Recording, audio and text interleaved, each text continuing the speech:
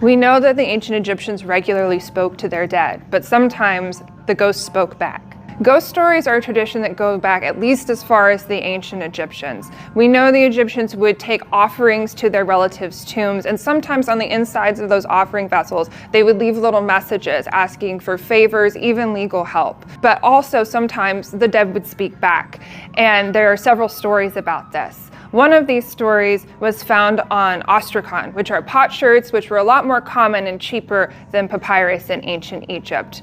And this story dates from the part of the New Kingdom where Ramses the Great's descendants would have been ruling the area. One of these stories is Khonsu-Imheb and the Ghost. Now, Khonsu-Imheb was a priest, and he's visited by a man who spent the night in a graveyard and is now being haunted by a spirit. Khonsu-Imheb calls this spirit forth and is met by a very sad apparition.